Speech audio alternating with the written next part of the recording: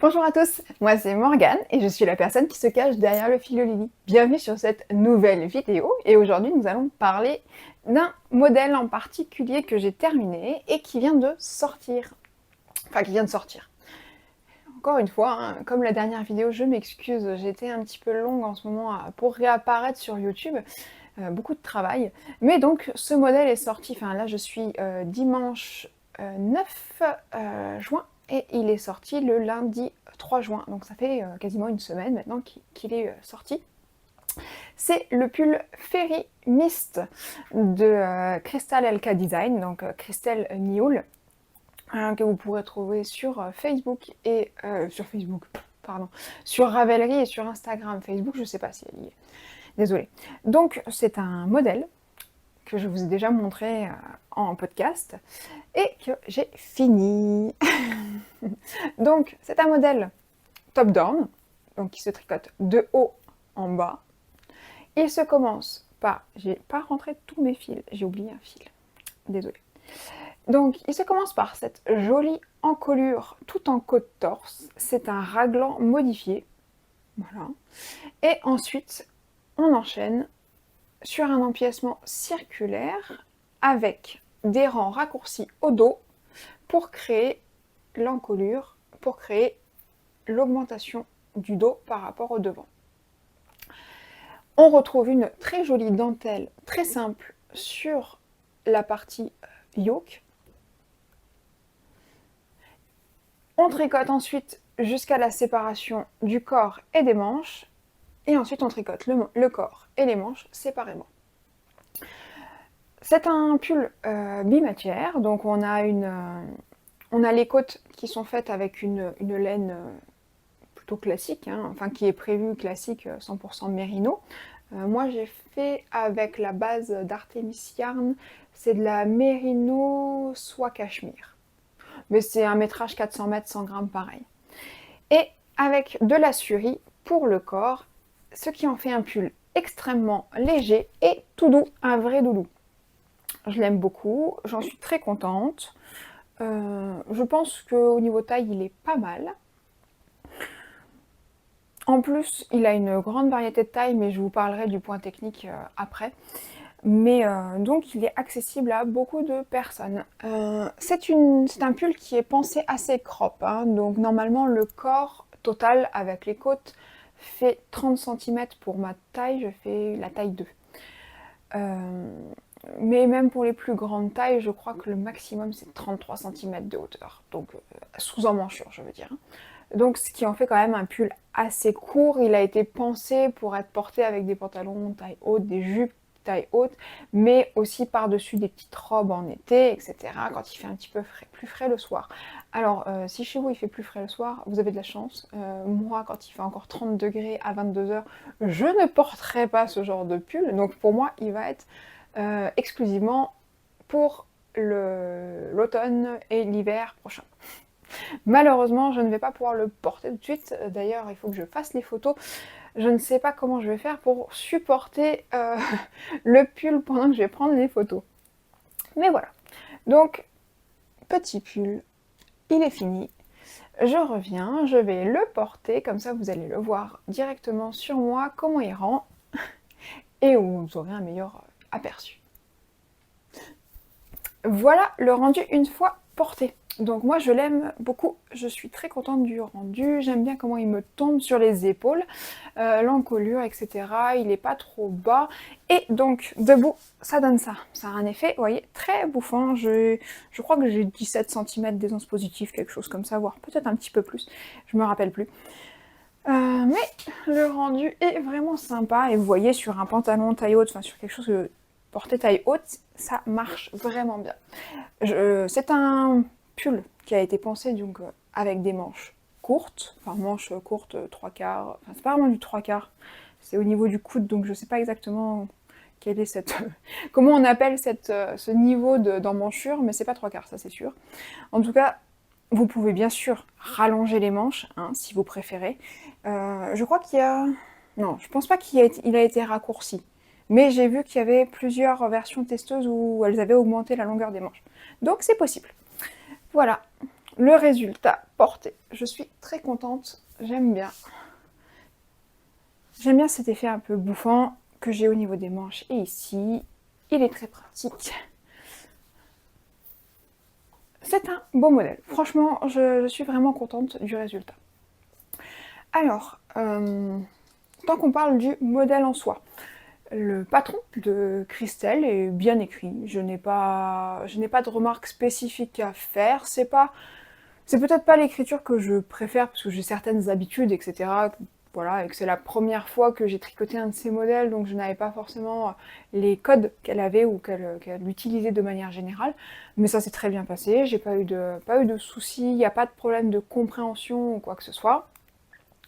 Il est bien écrit, pas de soucis non plus de ce côté-là. Il est disponible en français et en anglais, si ça vous intéresse. Si vous avez peur aussi que la surie soit transparente, je pense que ça dépend de votre laine en fait, tout simplement. Là, moi, celle que j'ai utilisée, c'est la laine, c'est la surie de Une Louve dans les bois. Et vous voyez, hein, j'ai juste mon soutien-gorge en dessous, hein, j'ai pas de t-shirt ou quoi que ce soit. C'est absolument pas transparent, hein, je peux le porter tout à fait comme ça. Si vous voulez le porter par-dessus autre chose, c'est pas gênant. Même il a été pensé pour ça. Mais même si vous voulez le porter juste comme ça, à même la peau directement, je pense que c'est pas choquant, il est pas transparent. En tout cas, avec ma laine, il l'est pas. Mais Christelle l'a utilisé. Oui, c'est vrai que c'est une surie un peu particulière qu'elle a utilisée.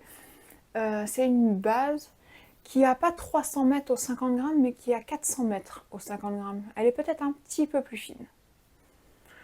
En tout cas, avec une base 300 mètres au 100 grammes classique qu'on trouve assez facilement, comme j'ai pris, pas de problème. En tout cas, j'ai pas de transparence. Donc voilà, je suis contente. Ça va, ça s'est bien passé, malgré le fait que j'ai eu assez peu de temps de tricot au final à cause du travail. Il a été assez vite à tricoter. Bon, quand je suis arrivée sur le corps, j'en ai eu un petit peu marre hein, au bout d'un moment, mais c'est normal, c'est du jersey et j'aime pas particulièrement ça. Mais en soi, enfin, je veux dire, une fois qu'on a passé les emmanchures, ça va vite. Hein.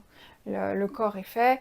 La particularité, c'est quand même qu'il y a des côtes assez larges. Il y a 8 cm de côte au niveau des bras et au niveau du corps. Si vous n'aimez pas trop faire les côtes torse, c'est peut-être un petit peu long.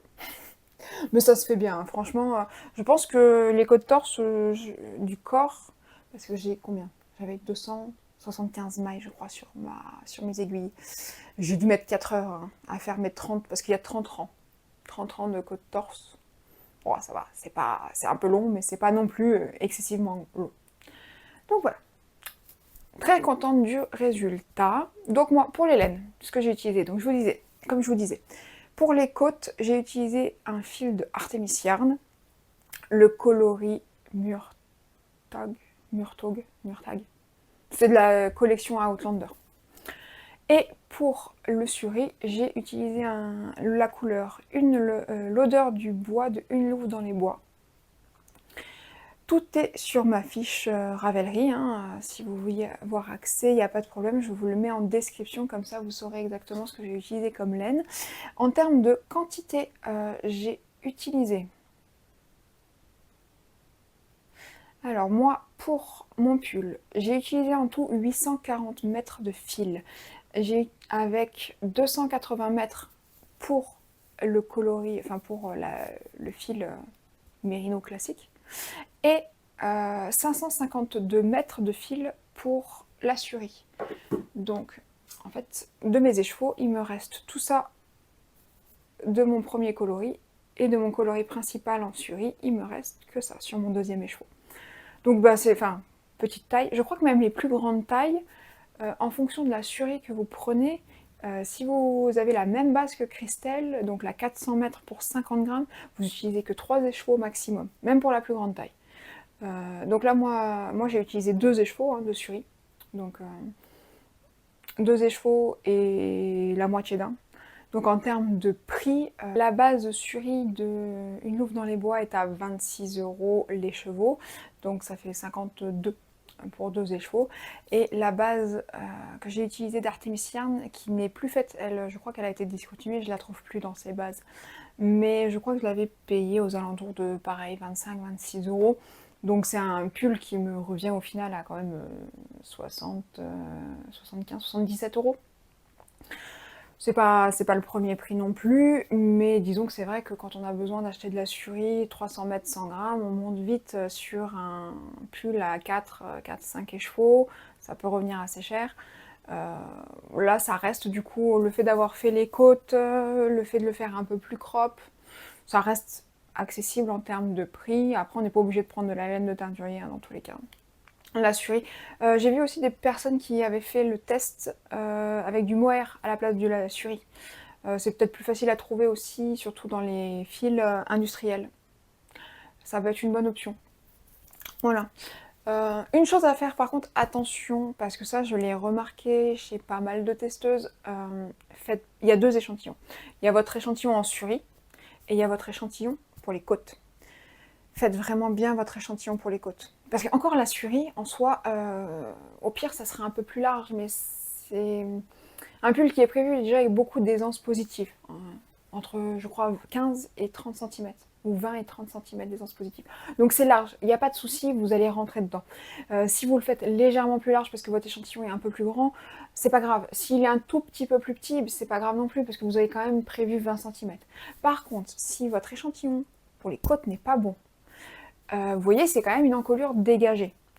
Si votre échantillon est mauvais, vos côtes vont encore plus s'ouvrir. Donc, vous allez avoir votre encolure qui va tomber, mais si elle tombe sur vos épaules, elle tombe aussi au niveau du décolleté. Et donc, le problème est que vous allez avoir une longueur de corps qui sera plus la même. Elle va être trop basse. Si votre encolure est trop basse, vous allez perdre le côté bouffant en fait qui est recherché avec ce pull en le mettant à la taille, comme ça. Et en fait, vous aurez juste quelque chose, un pull qui sera assez droit, assez classique. Et bon, après c'est joli, hein, ça sera quand même un beau pull. Mais vous allez perdre la forme initiale. Et vous risquez d'être déçu en fait. Parce que c'est pas ce que vous voulez. Hein.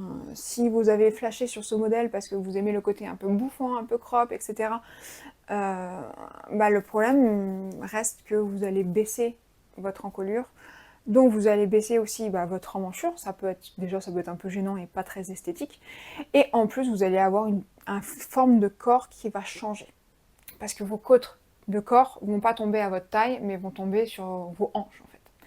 Donc vous aurez un corps droit et c'est plus le modèle recherché. Donc vraiment, je sais que ça peut être embêtant, je sais que les gens n'aiment pas forcément faire les échantillons. Mais honnêtement, quitte à faire un échantillon, faites celui des côtes plus que celui du surie. Vraiment. Enfin, moi je trouve que c'est le plus utile des deux. Vraiment, il est hyper important que votre col ne tombe pas énormément. Parce que si vraiment vous allez avoir des choses qui, comme ça, déjà ça peut être gênant, et en plus ça sera moins esthétique. En tout cas, retour de ce que moi j'ai vu avec les autres testeuses et la façon dont moi j'ai tricoté pour ce pull, c'est vraiment quelque chose qui, je pense, est le plus important. En termes de taille d'aiguille, moi j'ai utilisé pour le corps, la surie, des aiguilles 3,5 mm. Pour l'encolure, j'ai utilisé du 3 mm. Et pour les côtes des manches et du corps, j'ai utilisé au début les 15 premiers rangs, les 3,25 mm. Et ensuite les 15 derniers rangs, j'ai utilisé les 3 mm. J'ai fait ce qui était recommandé dans le patron, hein, tout simplement. Je pense que c'est pour le côté aisance, pour que le haut du bras soit un petit peu moins serré, et qu'on ait vraiment le côté plus serré au niveau du coude et au côté plus fin du bras. Bon, je vais être franche, je sais pas si c'est très utile. J'ai pas ressenti de vraie différence, personnellement. Je l'ai fait, ça n'a pas changé grand-chose hein, à mon tricot, mais je sais pas si c'est utile. En tout cas, je l'ai fait. Donc voilà. Je crois que Christelle, pour le corps, elle avait utilisé des aiguilles 4 mm. Moi, j'ai vraiment eu un... Ça faisait vraiment déjauger en 4 mm la surie, j'avais un échantillon qui était beaucoup trop grand. Je sais pas, peut-être que ce coup-ci, Christelle travaillait un peu plus tendu que d'habitude, ou peut-être que c'est sa tension à elle, ou moi qui suis très lâche. Mais donc, franchement, ouais, faites vos échantillons, c'est quand même bien. Je sais que c'est chiant, mais faites-les. Ça vous évitera des mauvaises surprises. Donc, voilà. En tout cas, je l'aime bien. Je suis vraiment contente du résultat. C'est vraiment un patron qui est accessible aux débutantes, hein. Le montage est facile, il est bien expliqué. La dentelle est très simple. Alors, le plus compliqué dans cette dentelle, c'est que c'est de la dentelle dans du suri. Donc, le fait que ça soit poilu et tout, ça accroche un petit peu la laine. Mais à part cette légère difficulté, franchement, c'est une laine très simple qui est composée uniquement de jetés et de diminution. Diminution, donc ça va être soit des GGT, soit des deux mailles ensemble. Mais à part ça, il n'y a vraiment, vraiment aucune difficulté sur ce patron. Euh, Très facile. Vous n'avez pas à vous préoccuper de diminution au niveau du corps ou quoi que ce soit, vu qu'on veut un effet bouffant, justement. Non, je recommande ce modèle quand même, hein. Vraiment, il est accessible à beaucoup de personnes et il a un très beau rendu que j'aime bien. Très agréable. Partie de technique maintenant. Christelle propose 9 tailles pour ce modèle, allant de 94 cm à 177 cm de tour de poitrine pour le vêtement fini, hein. Pas la personne, mais pour le vêtement fini. Et il se porte avec une aisance positive recommandée de 20 à 30 cm. Donc on est aux alentours d'un tour de poitrine de 64 cm pour les plus petites tailles et 157 cm pour la plus grande taille. Si on reste sur 20 cm, je pense quand même qu'on peut le porter avec un petit peu moins. Je pense que 10 cm c'est peut-être un petit peu limite pour garder le côté bouffant, mais 15 cm, je pense que c'est jouable. Franchement. Mais donc voilà, là, il y a quand même une très grande variété de tailles. En termes de métrage de fil, donc pour la Merino nylon qu'elle a utilisée pour tout ce qui est côte, il faut au minimum 248 mètres à 442 mètres de fil pour la plus grande taille. Et pour la Suri, il faut 521 mètres pour la plus petite taille jusqu'à 1179 mètres pour la plus grande taille. Et effectivement, elle a utilisé une base de Madeleine et Philibert, la Suri Silk 400. Donc c'est 400 mètres pour 50 grammes. Donc effectivement, pour la plus grande taille, il faut 3 écheveaux. Parce que ouais, pour la plus grande taille dans cette base-là. Parce que vous aurez 1200 mètres de Suri avec 3 écheveaux. Donc ça passe, effectivement, c'est plutôt... ça reste donc une base luxueuse à prix plus accessible. Par contre, quand même, encore une fois, je trouve que... Oui, après, bon, il faut quand même prendre en compte que c'est toujours avec une marge assez haute. Parce que moi, j'ai utilisé 500... Combien je vous ai dit déjà? J'ai utilisé 552 mètres de Suri et il recommande 581 mètres. Donc j'ai utilisé quand même moins de Suri. Après, franchement, je tricote assez lâchement, hein. Donc je pense que ça doit jouer avec le fait que, en fait, ma dentelle s'est beaucoup ouverte quand je l'ai bloquée. Donc je pense que ça... C'est pour ça que j'ai utilisé moins de laine aussi. Mais donc, bon, voilà. Ça reste un modèle accessible à beaucoup de personnes, qui, en termes de prix, reste tout à fait correct. C'est ouais, il est tricoté en une seule pièce. Voilà, je pense que j'ai dit la... Ah, je vous ai pas dit le prix. Je vous ai pas dit le prix. Il est à 9 € sur Ravelry, avec la TVA française, et il est disponible, oui, en français et en anglais. Ça, je vous l'ai déjà dit par contre. Non, je pense, voilà, en termes techniques, très facile à suivre, pas de difficultés spécifiques. Je pense pas que pour un... Alors, quand je dis débutante compatible, c'est débutantes, c'est des personnes qui ont déjà quand même un petit peu l'habitude de tricoter, hein, qui savent faire les points de base, qui savent faire une diminution, un jeté, et qui ont peut-être fait déjà un pull basique. Je verrai pas ça pour des novices, vraiment les très grands débutants qui n'ont pas du tout de base. Mais peut-être motivés, hein, je dis pas. Franchement, il est vraiment simple ce pull, donc si vous avez vraiment envie qu'il vous plaît, faut tester, hein. Oui, je sais, c'est peut-être pas très, comment dire, objectif. Je trouve que tout est simple et je pense que tout le monde peut tout faire. C'est peut-être un problème. En tout cas, non, non, vraiment, je pense qu'il est accessible. Voilà. Sinon, je pense que je vous ai tout dit. Tous les liens, tout ce dont j'ai pu vous parler dans cette vidéo, je vous les mets en description, en dessous de la vidéo.